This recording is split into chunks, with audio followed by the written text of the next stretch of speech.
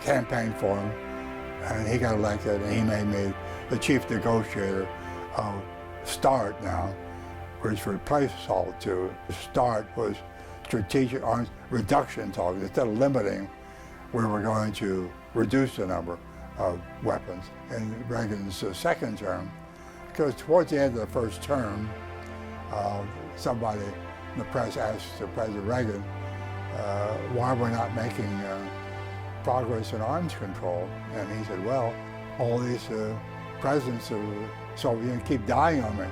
3 presidents, one after another, Andropov and Chernenko, following Brezhnev, died, and it wasn't until the beginning of the second term that President Gorbachev, a younger, healthier man, came in, that we began to make some progress on real arms control.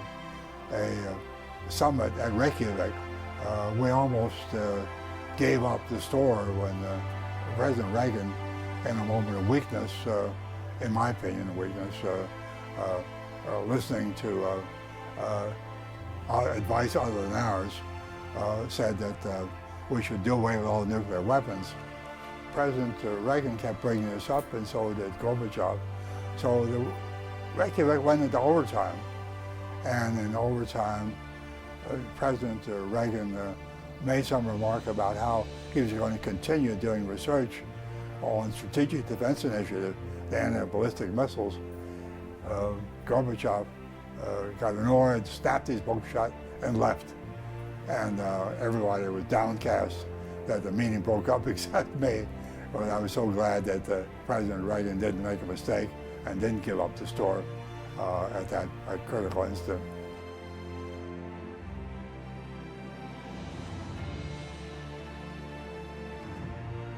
First, I might say that I found the Pope had a very fine sense of humor.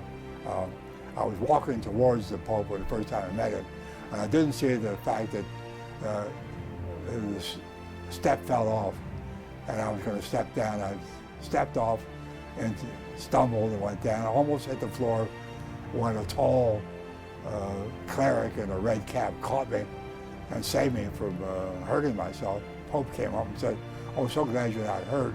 He said, "But that was a pretty good catch from a cardinal."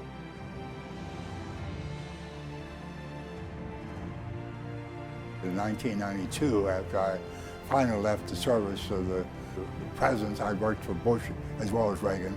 I first wrote a book called "It Takes One to Tango," and I wrote about my experience with 5 presidents.